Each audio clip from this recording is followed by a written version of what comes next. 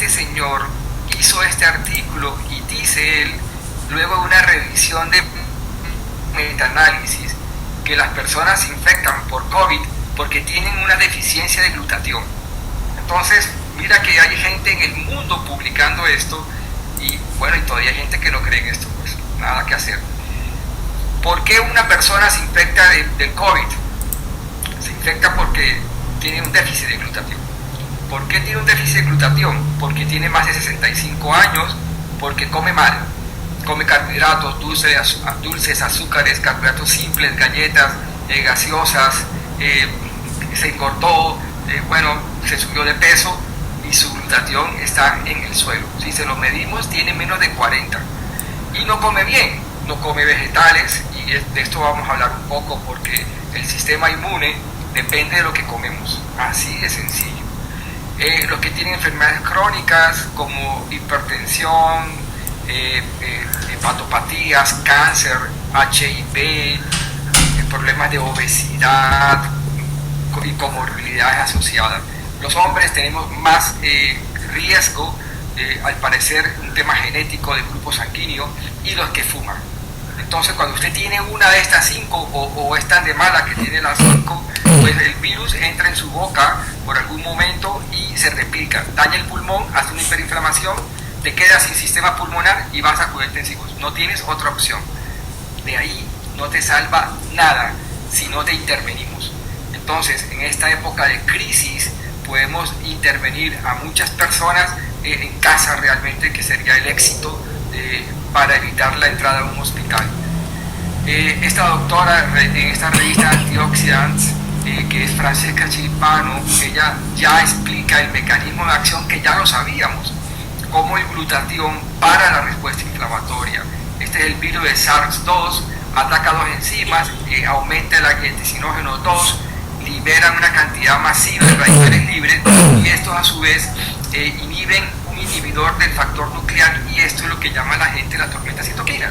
La tormenta citoquina no es más sino una carga ácida de moléculas capaces de dañar las células y producen 2 lesiones. La tormenta citoquina son 2, una hiperinmune, que es la que hace que sea hipercoagulable, proinflamatoria, y la otra exacerba un daño alveolar, produciendo una neumonía llamada distrés respiratorio, que realmente es atípico al distrés que sabíamos. Y con estas 2 situaciones no vas a poder estar en casa y no vas a poder respirar. Esto ya lo describió. Y entonces, lo interesante de esta gráfica es cómo el glutatión inhibe esta formación de radicales libres e inhibe el factor nuclear, liberando la fatiga por exacerbación pulmonar por COVID. Este doctor, Richard Horowitz, publica, es un internista de Nueva York, y fíjate que estamos hablando de gente de Italia, de Torino, gente de Rusia, de Kursk, universitarios de alto nivel, gente de Inglaterra como Brown, Ritchie, y este doctor Horowitz en Nueva York. O sea, mucha gente, top 10, publicando mucha justificación y argumentación muy sólida.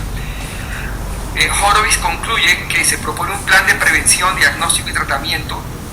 Y cuando uno habla de prevención, o sea, podríamos decir que lo que ha faltado en esta pandemia, muchas cosas que han faltado es la prevención.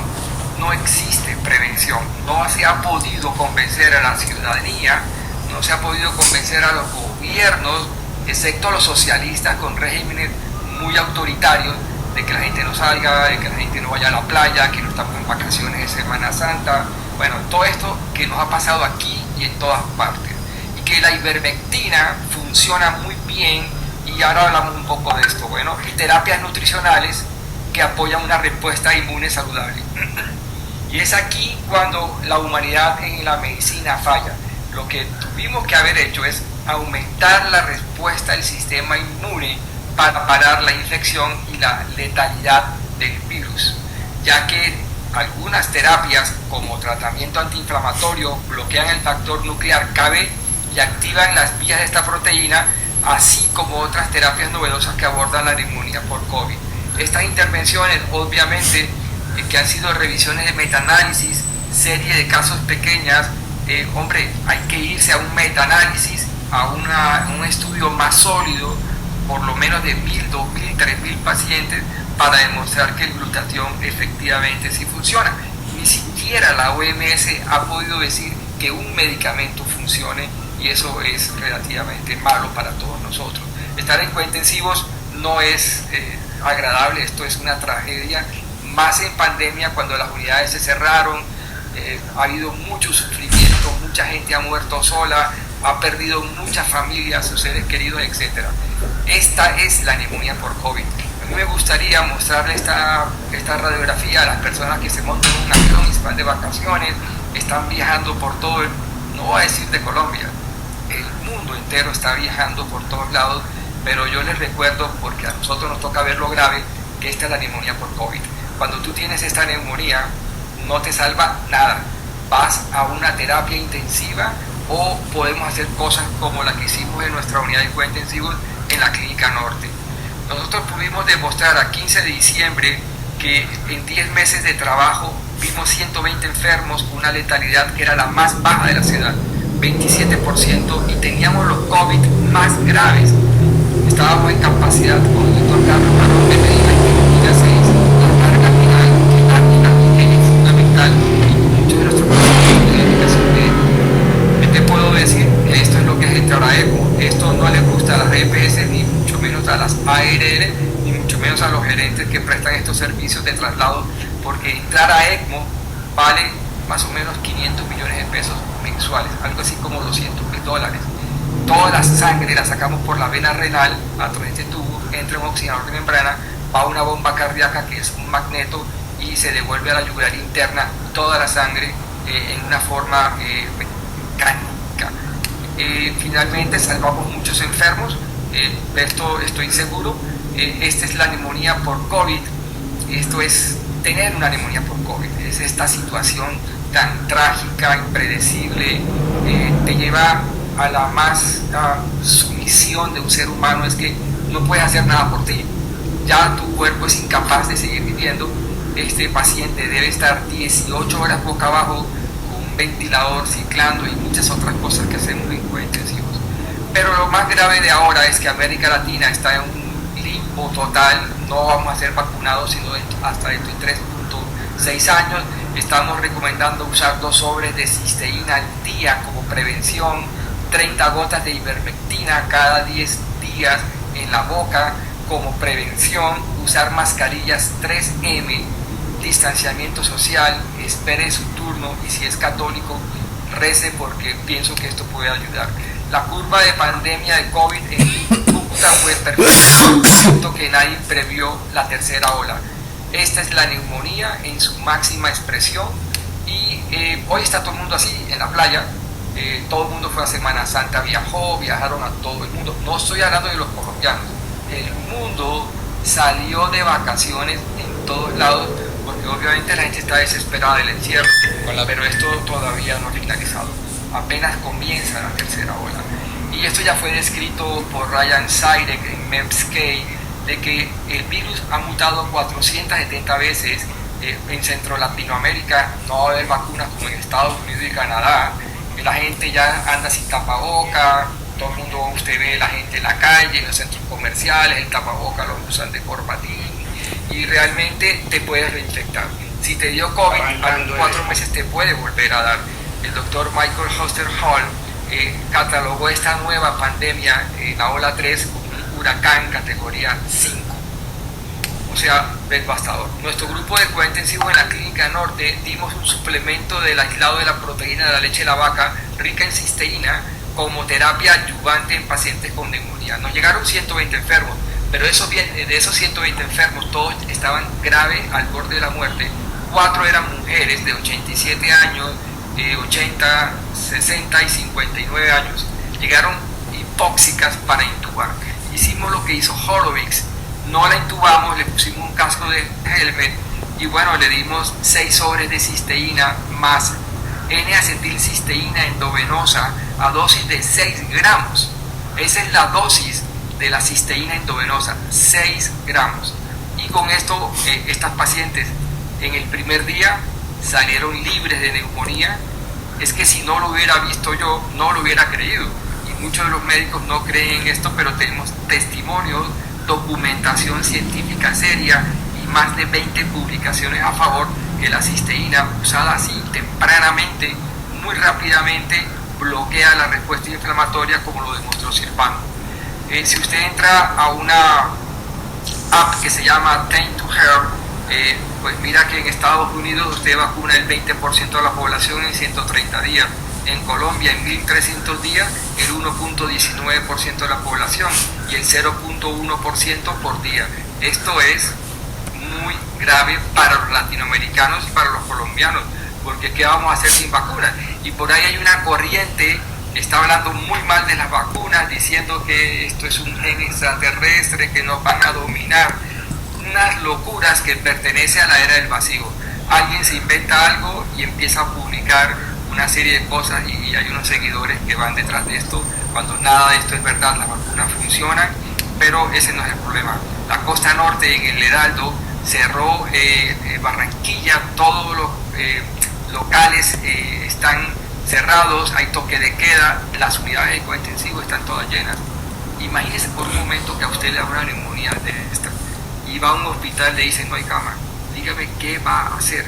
En Barranquilla lo peor que le ha podido suceder a Barranquilla, que es la ciudad de mostrar en las costas. Los momentos de terror que se vivieron ayer en un vuelo de JetBlue. Que usted llega a una clínica de esta y le digan, lo vamos a mandar para Montería, lo vamos a mandar para Sincelejo, lo vamos a mandar para Ticabren de Bolívar, cuando sabemos que los recursos allá son muy insuficientes, pero están mandando gente de Barranquilla para toda la costa porque esto está realmente colapsado. Pues nada, Brasil va a ser una fábrica de superpotentes bacterias. Esta gráfica no le gusta a muchas de mis amigas, pero a mí me toca decir la verdad, no puedo decir mentiras, que el 75% de las personas en Colombia van a durar en vacunarse 2.6 años, o sea que el 100% en 3.7 años. Esto realmente es muy complejo. Y esto explica por qué algunas personas usan vacunas de aire, porque las están comprando para otra persona. Pues se ha visto en Latinoamérica de todo, nada que hacer. Esta imagen de Guayasamín, del dolor y el sufrimiento, expresa todo lo que está pasando en Venezuela, que no está escrito porque prohíben todo, pero la gente que está en Venezuela nos hablan a nosotros, que la gente se está muriendo en las calles, en los hospitales, tirados, pero lo peor viene por Brasil, atraviesa Venezuela y pasa libremente por Colombia hacia toda Latinoamérica. Esta es la neumonía de que yo les hablo. ¿Hay esperanza en algún medicamento? Para resumir, no hay ningún medicamento que pueda bloquear el virus eficientemente en un 100%. Este artículo, que va a ser la clave de lo que vamos a hablar ahora, es la esperanza de esta empresa, que Horowitz manejó 2 pacientes y los salvó en un día. Nosotros salvamos 4 pacientes en un día, pero también manejamos 120 enfermos que llegaron muy tarde y tuvimos que haberlo intubado y también salieron vivos. Por lo tanto, esto funciona. Este artículo, que es el tema de hoy, el síndrome de COVID posagudo, escrito en Nueva York por más de 20 autores en la ciudad de Nueva York, finalmente lo que está diciendo es que esta es la realidad. Usted se expone al virus, el virus incuba en una semana, en la primera semana tiene síntomas muy importantes, de 1 a 2 semanas dura la carga viral respiratoria, pero la nasofaringea puede durar un poco más. Pero no es cierto que la enfermedad dura 14 días, no es cierto que el 80% de la gente es asintomática, no es cierto que a los asintomáticos no les pasa nada, y tampoco es cierto cuando escucho gente que tiene 80 años, tiene COVID y dice no, yo estoy bien. No es cierto. Lo que sí es cierto y está publicado, y no tenía tiempo hoy de darles otra conferencia donde se hablaba sutilmente de lo que se venía, que es la 4ª ola, que son las complicaciones de COVID crónico, y se divide más o menos así. El COVID dura un mes la enfermedad, pero hay personas entre el 20 y el 40 que dura de 1 mes a 3 meses.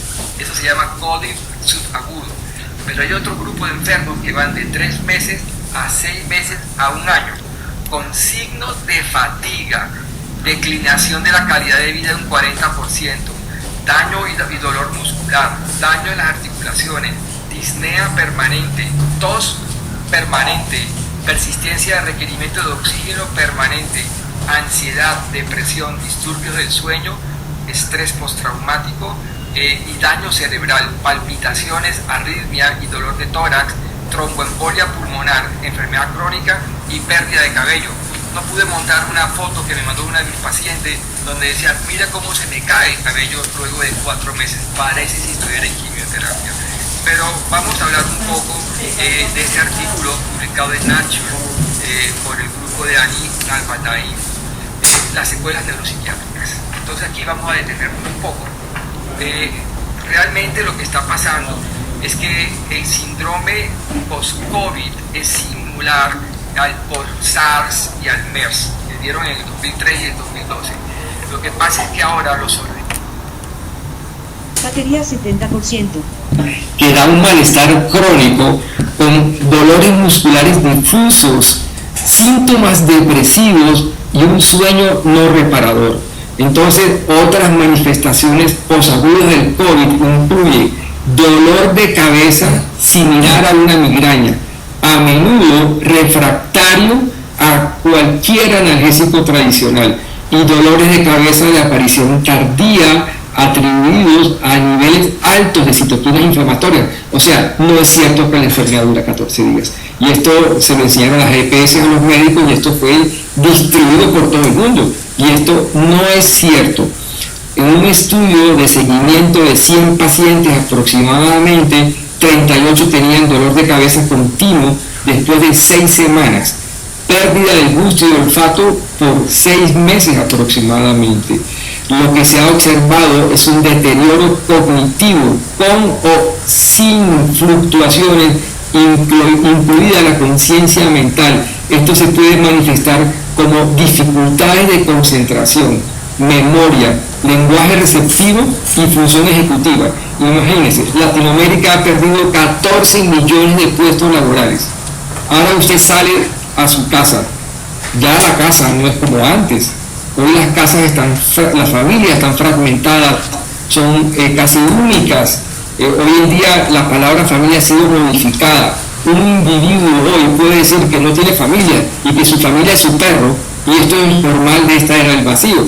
Y usted sale después de un mes de cuidado intensivo y de concentración, y no tiene memoria, y no tiene un lenguaje receptivo, y no tiene funciones ejecutivas. Ya nos van a explicar qué es esto. Las personas con COVID experimentan una variedad de síntomas psiquiátricos que persisten o se presentan después de la infección inicial.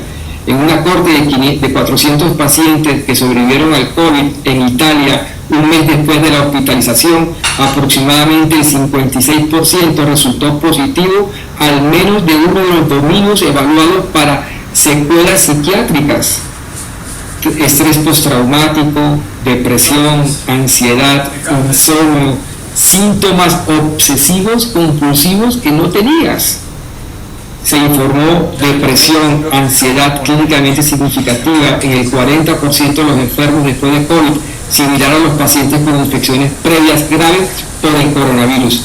La gente olvida que hubo el SARS en el 2003 y el MERS en el 2012, y ellos también tuvieron las mismas secuelas: la ansiedad, la depresión y las dificultades para dormir. Yo creo que ya los psiquiatras no dan abasto en las consultas de línea. Conseguir psiquiatras hoy se ha vuelto realmente difícil. Bueno, vamos a hablar de otras cosas que están promoviendo un grupo de pacientes post-COVID. Este artículo me parece interesante, es de Robert Hatch. Este es un artículo pre-pandemia, y me parece importante finalmente contarles que pre-pandemia, un gran porcentaje de los enfermos que entran a cuidados intensivos o están graves en un hospital tienen depresión, ansiedad, estrés postraumático y desórdenes después de haber estado en una enfermedad crítica. Este fue un estudio prospectivo tipo corte de estudio. En general, entrevistaron 15.000 enfermos que salieron de cuidado intensivo y encontraron ansiedad a los 3 meses, 38% a los 12 meses, depresión a los 12 meses, 32%, estrés postraumático 18%, al egreso. O sea, la gente no sale normal de cuidados intensivos, ¿sí? Con las unidades cerradas, los médicos muy técnicos, un sistema frío, intentamos humanizar el cuidado en cuidados intensivos, luego viene la pandemia, nos obligan a cerrar, y yo les juro que la humanización, el trato del médico al enfermo por el sistema, una masacre mundial de poder humanizar la enfermedad, el trato y a nosotros mismos. Y esto fue un tema global. Bueno, si la gente cree que tener depresión y tener ansiedad no importa, que eso se cura con un Valium, pues le cuento que las benzodiazepinas son lo peor para esto. Pero esto va más allá. Mira que si uno compara la mortalidad entre no depresión y paciente depresivo, mire cómo se abren los brazos. O sea, esto quiere decir que la gente que tiene depresión y tiene ansiedad por una enfermedad se muere más en 2 años que la gente que sale sin trastorno depresivo. Pero esto va mucho más allá. La conclusión es que la mitad de los que respondieron el cuestionario postal después del tratamiento en cuidados intensivos en Inglaterra informaron síntomas significativos de ansiedad, depresión o trastorno de estrés postraumático hasta 1 año después del alta. No puede ser normal, no puede volver a trabajar, no puede ser una persona coherente, congruente en la vida cuando tienes ansiedad, depresión y estrés postraumático. Cuando los síntomas de una condición psicológica están presentes, hay un 64% de posibilidades de que coexistan con los síntomas de otra. Los supervivientes de enfermedades graves que informan síntomas de depresión tienen un mayor riesgo de morirse en los siguientes 2 años, y esto se convierte entonces en una enfermedad de salud pública, donde todavía no he visto la primera manifestación pública de la Sociedad Colombiana de Psiquiatría, donde Henry Cárdenas es un amigo mío que está liderando la Sociedad de Psiquiatría. Yo creo que ya es hora de que pase algo en Colombia que modifique el curso de las enfermedades, y les voy a contar qué es lo que creo que se debería hacer. Este artículo muy interesante de las complicaciones neurológicas y neuropsiquiátricas del COVID en 153 pacientes post-pandemia. Entonces, finalmente esto se vuelve aún más interesante.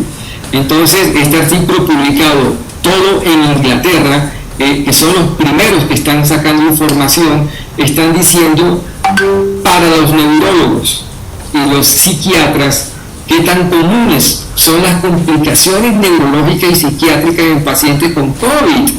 ¿Qué proporción de complicaciones neurológicas y psiquiátricas afectan el cerebro frente al sistema nervioso periférico, que es básicamente lo mismo? Están surgiendo nuevos síndromes, y ¿quién está en riesgo? O sea, en la pandemia, los médicos y las EPS se entrenaron en sacar a la gente a la calle a los 14 días. Y los internistas le dicen a la gente: no te hagas ningún examen, recupera tu vida. No ocultan en el mundo entero cuando esto no es cierto. Peter Bayot de la Universidad Tropical de Londres, en un artículo muy interesante publicado en Lancet Psychiatric, demuestra que el 40% de los enfermos que salen de cuidado intensivo salen con trastornos neuropsiquiátricos graves. Esto quiere decir que la gente no vuelve a ser la misma, no vuelve a ser normal, no puede volver a trabajar y ser eficientes, salen muy enfermos. Y mira lo que está diciendo este artículo post pandemia COVID. Se cree que hay una citopatología, una citopatía viral directa, o sea, el virus no solo entra, sino que daña los tejidos, daña el encéfalo, daña las funciones motoras, cognitivas y periféricas. O una enfermedad también, no solamente la lesión directa, funciona como una bala. La bala entra y te daña un tejido, pero alrededor de la bala hay una cavitación que daña otros órganos sin tocarlo. Es más o menos una comparación un poco fea de un tiro, es un arma de fuego mortal, pero no solamente el virus se comporta como el plomo de la bala, sino que tiene unos daños colaterales que van directamente a la enfermedad que se llama la tormenta de citoquinas. Entonces la tormenta de citoquinas también amplifica el daño en el tejido cerebral como un fenómeno posinfeccioso, probablemente de características de celularidad inmunitaria o mediados por anticuerpos que se manifiestan como un Guillain-Barré, como el Zika, con una debilidad muscular, con fatiga, y esto apenas está en estudio, y yo creo que ya les voy a contar. Este es el primer estudio de vigilancia sistemático a nivel nacional en Inglaterra sobre la amplitud de las complicaciones agudas del COVID en el sistema nervioso, realizado a través de una rápida movilización de organismos profesionales. Se juntaron en Inglaterra neurocirujanos, neurólogos, psiquiatras, intensivistas, médicos de urgencia, todo el sistema de salud inglés, para estudiar y decir: creo que nos falta más comunicación con los enfermos que salen. Nos falta que la gente de 15.000 enfermos encuestados, solo 5.000 contestaron, y los 10.000 restantes, ¿qué contestaron? ¿Dónde están? ¿Cómo están? ¿Y cómo vamos a estudiar esta pandemia? Eso está pasando en Inglaterra. Imagínense en nuestra Latinoamérica amada, cómo nos van a tratar. Bueno, esta es una gran conclusión. Crearon una red global en Inglaterra que se llama COVID Neuro, de infecciones cerebrales. El enfoque de este corte, informado por médicos a nivel nacional, proporciona información valiosa y oportuna que los médicos, investigadores y patrocinadores necesitan con urgencia para informar los próximos pasos inmediatos en la investigación relacionada con la neurociencia del COVID y planificar políticas de salud pública. Estos datos nacionales comienzan a caracterizar el espectro de complicaciones neurológicas y neuropsiquiátricas que deben abordarse. Este enfoque multidisciplinario y coordinado debe emularse en estudios mecanicistas nacionales detallados para COVID y el cerebro, para distinguir el papel de la lesión del virus y la respuesta inflamatoria del huésped frente a los efectos socioeconómicos más amplios de la pandemia. Entonces, como verán, esto no se convierte en una gripa rápida de 14 días, sino que se está convirtiendo en un futuro próximo en una verdadera cuarta pandemia de salud pública. La pregunta que se hacen todos entonces es: ¿hay alguna forma de parar esto? ¿Hay alguna forma de limitar el daño? Pues te lo están diciendo, nos lo están contando Horowitz. Es la deficiencia de glutatión la que hace que el virus lesione. Remdesivir baja la mortalidad del 19 al 15%, del 19 al 15%, y es el medicamento que más impacta. Colchicina impacta, ivermectina impacta, el resto no impacta nada al COVID, pero te están diciendo ya: Rusia, Italia, España, Francia, Inglaterra y Estados Unidos, 6 países que publican a nivel mundial, es el déficit de glutatión el responsable de que realmente el virus lesione. No solamente el virus directo, sino la respuesta de citoquinas que ya mostró la doctora Silvano. Entonces, a cualquier persona se le puede ocurrir: si esta es la causa, pues hombre, aumenta el glutatión endógeno. Es lo que tenemos que hacer, ¿sí? ¿Qué tenemos que hacer? Pues creerle a la doctora Silvano, que es una investigadora científica, oncóloga clínica, que produce esta firmina, y que esto ya lo sabíamos hace 40 años. Si yo paro con el glutatión, la respuesta inflamatoria a este nivel, pues paro la exacerbación pulmonar y la respuesta hiperinmune celular, pero temprano, no después de 20 días, no después de 40 días. Tienes que hacerlo directamente apenas comienzan síntomas. Esto es lo que hay que hacer con toda seguridad. Entonces la pregunta es: ¿hay algún futuro para estas miles de millones de personas? Primero, que los médicos no encuentran que esto sea posible. Ya les voy a contar esto al final. Yo creo que sí hay una esperanza, y es un suplemento nutricional. Esto lo publico yo en mi Facebook. ¿Qué te puedo recomendar? O sea, ¿cuáles son las buenas noticias que te tengo? Uno, sigue las recomendaciones de la OMS. No te montes en un avión. Si te montes en un avión, tápate completamente, usa doble máscara, protectora facial, utiliza un overol desechable, usa guantes. La gente se contamina en los aviones, en los paseos, en las familias. Te lo puedo asegurar, eso ya está publicado además. Entonces sigue las recomendaciones de la OMS. No te metas en un avión, no hagas reuniones sociales, mantente la distancia así sea con tu familia, es la primera fuente de contaminación hoy. No comas grasas, no comas carbohidratos simples, azúcares, gaseosas, galletas, porque eso lo que hace es que aumenta la grasa, aumentas de peso y ya tienes obesidad. Y la obesidad es un déficit de glutatión. Usa más verduras, espinaca, brócoli, berenjenas, espárragos, que tienen altas cantidades de glutatión. Esto ya está demostrado por Ricci en Inglaterra, como el espárrago tiene 340 nanomoles por cada gramo de la verdura de glutatión natural. Usa 2 sobres de cisteína enlazada, y yo diría que en la tercera ola vamos a tener que subir la dosis de 2 a 4. Utiliza este producto que se llama K21 o Canutric para que puedas dormir mejor, adaptarte al estrés mejor. Y te voy a contar, estaba muy hipertenso en pandemia, estaba muy estresado, lo mandé a traer de Estados Unidos, y este adaptógeno inventado por los rusos de la Segunda Guerra Mundial, tomado por Immunotech con 8 plantas medicinales, produce una adaptación al estrés social que vivimos hoy en día. Utiliza unas multivitaminas que creo que las mejores son Celestentials, y que te digo yo, hay alguna cosa más que te voy a contar, que es que realmente la sociedad mundial, los enfermos post-COVID que están con enfermedad actual en el tercer mes post-infección viral en el mundo, están presionando a los sistemas de salud pública y privada para decirle a los médicos que estudien COVID. Es más, están proponiendo ya en Europa que se hagan clínicas de COVID crónica online, para que podamos entender que esta enfermedad no se cura con un ibuprofeno ni con un diclofenac. Esta es una enfermedad del sistema inmune y de la adaptación del sistema inmune al virus. Entonces, clínicas online de COVID crónico donde haya psicólogas,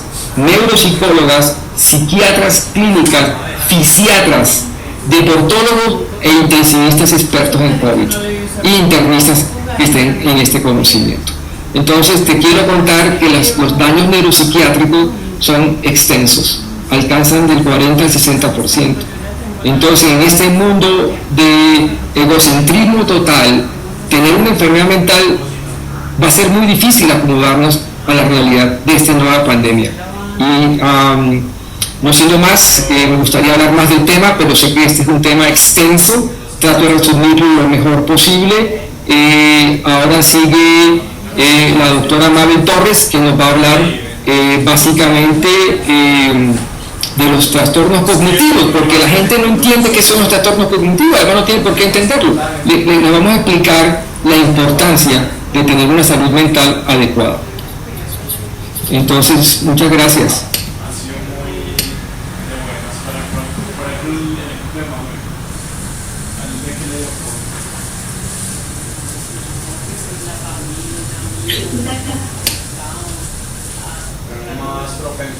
¿Hay alguna pregunta? ¿Hay alguna pregunta en este momento para, o le damos paso?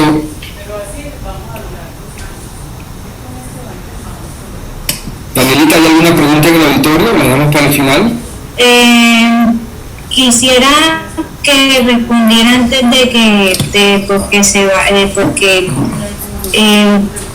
aquí un muchacho dijo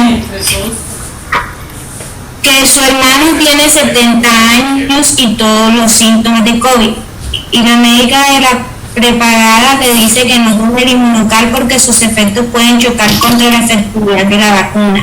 ¿Cómo contrarresta semejante comentario? Esa sería la pregunta. Mira, el tema, la primera barrera que tenemos con el uso de cisteína es que la mayoría de los médicos latinos no quieren leer las publicaciones americanas y europeas. Entonces, en un tema de dislexia intelectual, se inventan todas esas cosas. Y esto es muy complicado, de verdad que esto ha sido una lucha muy desigual. Por eso yo pienso que el futuro de esto es que el inmunocal haga parte de la medicina pública y la salud pública, y que a partir de la educación, la difusión, todo esto pueda ser manejado. O sea, que un médico le diga esto no tiene sentido, porque además yo le digo a los pacientes y a los enfermos: tómeselo. Hace su médico y diga que no, tómeselo, porque cuando usted se va a enfermar de esto a los 6 meses, te juro que ese médico no va a ir a tu casa a verte, ni te va a llamar, y tú vas a quedar con tus secuelas y tus enfermedades. Créanme que si esto no fuera cierto, ¿para qué se los digo? Entonces no tiene sentido. Yo creo que podemos ya darle paso a la doctora Mabel. ¿Me das la primera diapositiva de ella? Sí, señor, ya se ve.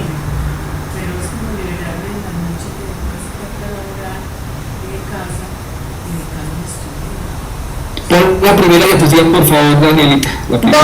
Ya se está proyectando. ¿Cuánto cuadraron el día ustedes dos? Pero esa no es la primera.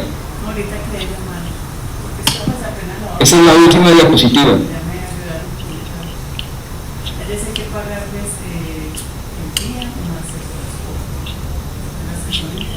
Daniela, por favor, pasa la primera diapositiva. ¿No te gustó la interna? La que está proyectando no es doctor, pero ella ya puso la primera diapositiva. Ya la doctora puede comenzar.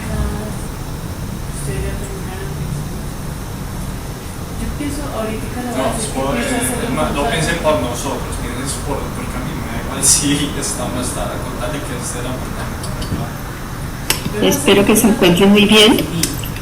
Voy a hablar, mi nombre es Mabel Torres, yo soy psicóloga de la Universidad Javeriana, soy especialista en neurofeedback y especialista en duelo del Centro de Humanización de la Ciudad de Madrid.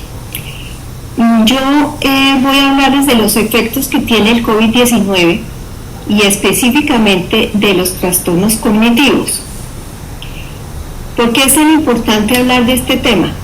Como les decía el doctor Arias anteriormente, porque esta enfermedad del COVID-19 es una enfermedad sistémica, o sea, ataca todos los sistemas del cuerpo.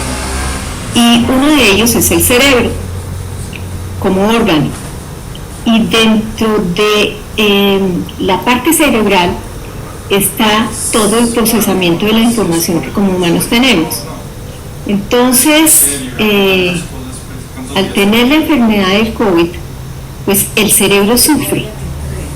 Y obviamente hay una serie de secuelas que quedan después de la enfermedad. Entonces, ¿me pasas la segunda diapositiva, por favor, Mónica?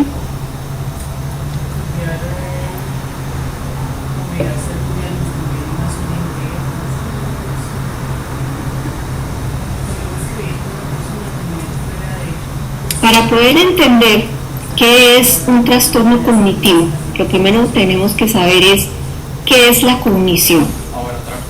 Cognición quiere decir conocer. Y entonces, la cognición es la capacidad que tenemos los seres humanos para registrar y procesar la información que nos llega del entorno a través de los sentidos. Esta información nosotros automáticamente la procesamos en el cerebro y se combina con otra información que tenemos previamente, que es fruto del aprendizaje. En parte también tenemos nuestra personalidad y tenemos otra serie de información que está almacenada en el cerebro y que nos lleva a tener un conocimiento. Pasa la siguiente, por favor.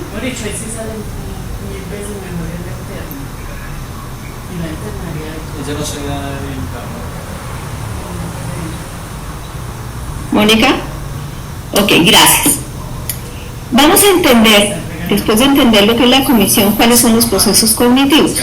Entonces, pues yo creo que muchos de ustedes los conocen: atención, aprendizaje, el lenguaje, el pensamiento, la memoria y el juicio.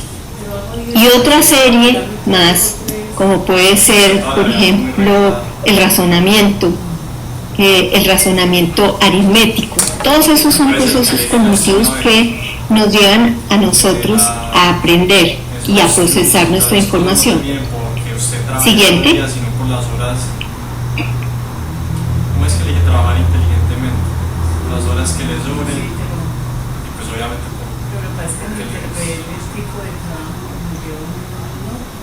No sé si es que está mala la conexión de internet. Sí, okay. Ahí está proyectado.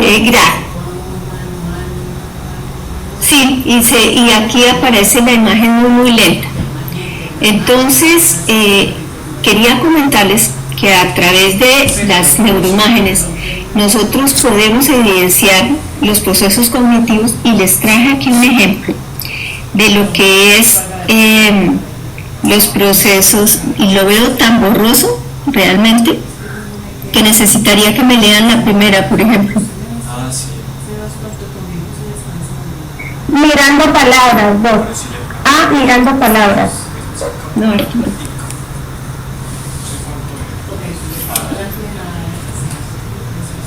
¿Me escuchan? Ahorita en este instante sí te estoy oyendo. Ok. En la primera dice mirando palabras. Ok. Entonces, la idea de esta diapositiva es que ustedes puedan ver cuáles son las porciones anatómicas que se activan funcionalmente al ejecutar una tarea. Entonces, ahí tenemos un ejemplo de cosas como, por ejemplo, la habilidad, ¿qué dice? Es que no veo la diapositiva bien, definitivamente. La B dice escuchando palabras, C hablando palabras, y D pensando palabras. Fíjense ustedes cómo el proceso que más se activa es el de pensamiento. Cuando dice pensando palabras es donde se activa más funcionalmente el cerebro con la ejecución de esta tarea. Sigamos. Pero esta muchacha, Ahí ya está conectando. No la estoy viendo. Aquí sí. Estas neuroimágenes también revelan las manifestaciones de los estados de ánimo. Y si ustedes ven la primera figura, nos muestra la depresión. Los muy azules son un cerebro deprimido y los que tienen más brillo son un cerebro no deprimido. En la siguiente dibujo podemos ver la ansiedad, dónde se localiza la ansiedad y cuál es el centro que se activa cuando estamos ansiosos o tenemos estrés de alguna forma. Sigamos.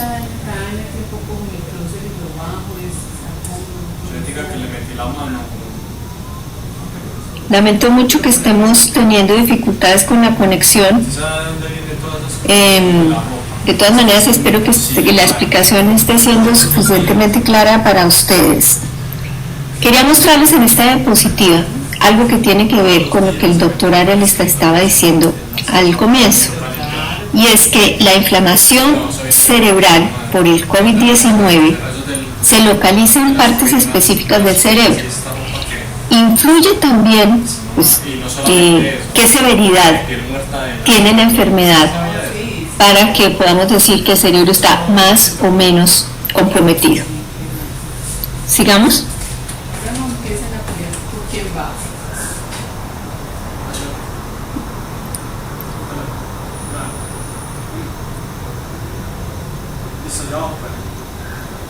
Aquí vamos a ver en realidad cuáles son los trastornos cognitivos. Si anteriormente decíamos que la cognición es la capacidad que tienen los seres humanos para procesar la información, entonces el trastorno cognitivo pues es un poco lo contrario, es la alteración de una o de varias funciones cognitivas que pueden ser multicausables.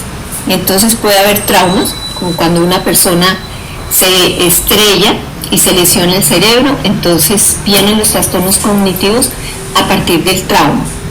Enfermedades psiquiátricas, por ejemplo la psicosis, las depresiones profundas, la esquizofrenia, los pacientes que tienen estas enfermedades tienen trastornos cognitivos, en su razonamiento específicamente. Estas personas tienen alucinaciones también, algunas de estas entidades. Otras causas de trastorno cognitivo pues son las enfermedades de riesgo cardiovascular, pues porque las venas o arterias cerebrales se obstruyen y al no pasar el flujo sanguíneo pues hay problemas de isquemia cerebral y muy probablemente esta persona llegue con el tiempo a tener un trastorno cognitivo. Infecciones, que son exactamente lo que estamos viendo con el COVID, y la edad. A medida que envejecemos, pues vamos teniendo dificultades para recordar, dificultades para hacer buenos juicios, para razonar, etcétera, etcétera. Siguiente.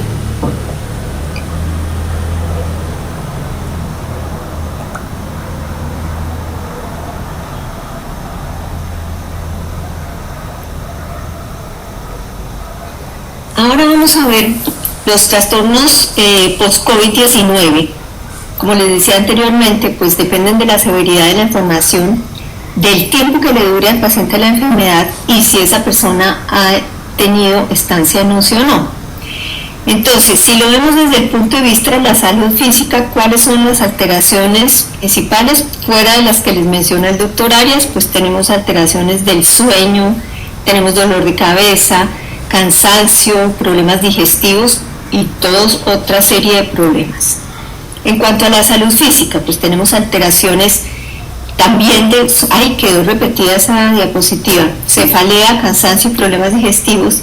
Y la parte relacional, tenemos relaciones interpersonales inadecuadas, hostiles o agresivas y sentimientos de soledad. Siguiente.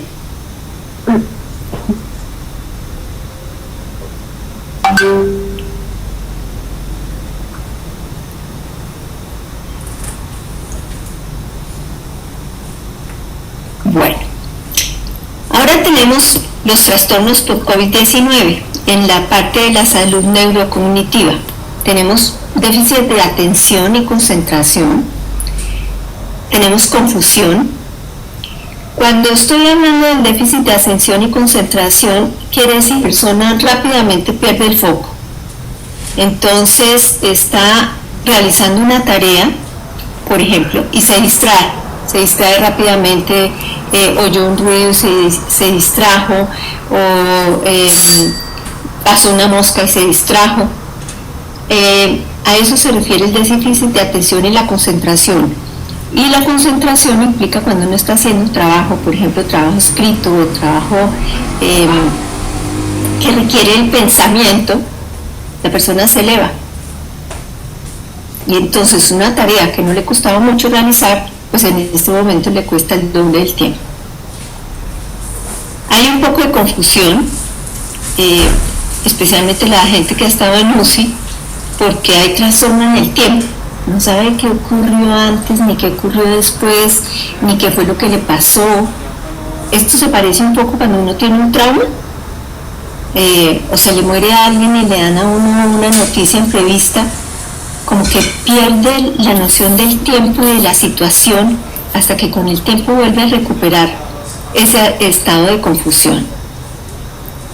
Tenemos dificultades en el aprendizaje, o sea, si una persona va a tratar de aprender una tarea nueva, va a tener muchas más dificultades que cuando estaba sana.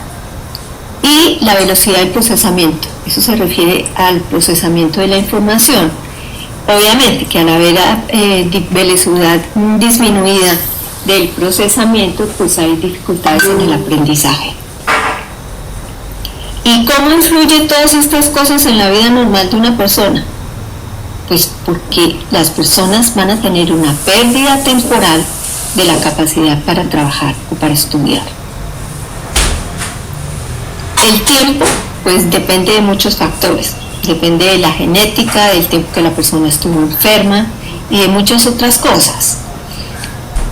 La idea aquí, siguiendo un poco la información que les dio antes el doctor Arias, es ¿cómo hago yo para mitigar ese riesgo si me llega a dar COVID? ¿Cómo hago yo para prevenirlo? O si ya me dio, ¿qué hago para mitigarlo? Entonces, en el primero de los casos, pues obviamente guardando las normas de bioseguridad, alimentándose bien, tratando de tomar cisteína. Y en el segundo de los casos, cuando ya me dio COVID, ¿qué puedo hacer? Pues hay una serie de ejercicios de respiración, mindfulness, por ejemplo, o yoga, para tratar de bajar la ansiedad, reducir el estrés postraumático, escuchar música, hacer aquellas cosas que nos producen placer y nos bajan la ansiedad. Básicamente esas las recomendaciones, y pues en la medida de lo posible tratar de estar muy tranquilos, porque no es culpa de nadie. Las personas a veces tratamos de culparnos de lo que nos ocurre. No es culpa de nadie que no respondamos con mayor rapidez a la curación. Entonces hay que darse el tiempo de, ya vendrán momentos mejores, ya me curaré, no tengo prisa, me tengo que reponer. Entonces, pues con esto cierro mi charla. Quiero saber si hay alguna pregunta de parte del auditorio. Estoy viendo aquí manitas levantadas. Ya les voy a invitar, ¿ves? Para que puedan hacer una pregunta. Ok.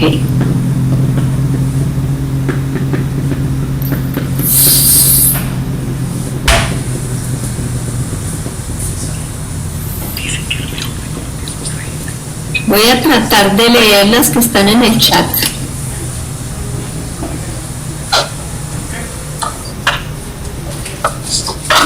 Esta sí creo que es una pregunta para el doctor Arias. Esa que tengo aquí en el chat.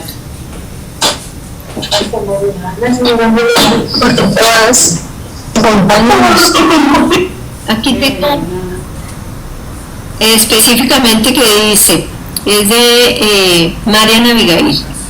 Dice, en caso de una crisis de ansiedad en medio del aislamiento, ¿cuál es la mejor forma de proceder? Bueno, habría que ver qué tipo de crisis de ansiedad. ¿Es un trastorno de pánico, que es una cosa muy puntual de un temor irracional en ese momento? ¿O es la sensación de ansiedad como de angustia libremente flotante? O sea, ¿por qué la diferenciación? Porque se tratan de forma distinta. Respiración es la primera parte. Aprender a respirar con el propósito de bajar inicialmente la ansiedad. Si la ansiedad persiste, yo recomendaría hablar con un psiquiatra para que le formule un ansiolítico y un antidepresivo. Bueno, ¿qué más tenemos?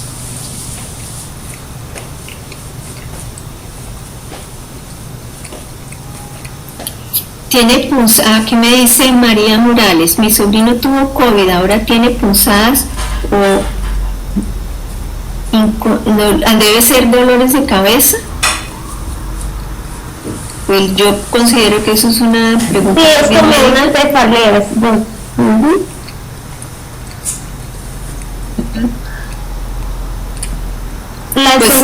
la verdad no sé cómo responder. La señora Milena Caicedo pregunta, quisiera saber si los trastornos cognitivos que produce el COVID son irreversibles. En su gran mayoría sí, si el COVID no llega a ser muy severo, en donde haya causado realmente lesión cerebral. porque una cosa es la lesión y otra cosa, digamos que el trastorno temporal.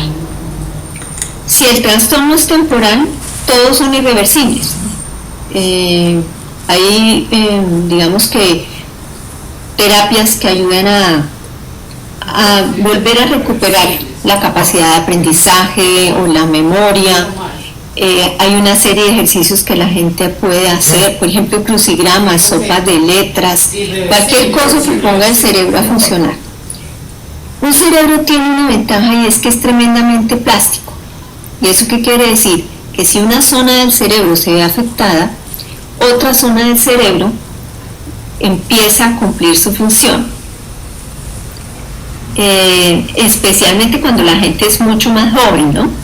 A medida que pasa el tiempo, pues la plasticidad se pierde, pero de todas maneras nosotros reaprendemos y hay conexiones neuronales todo el tiempo que se generan nuevas, y especialmente cuando la persona hace el esfuerzo de aprender material diferente del que ya tiene, digamos que almacenado en su cabeza.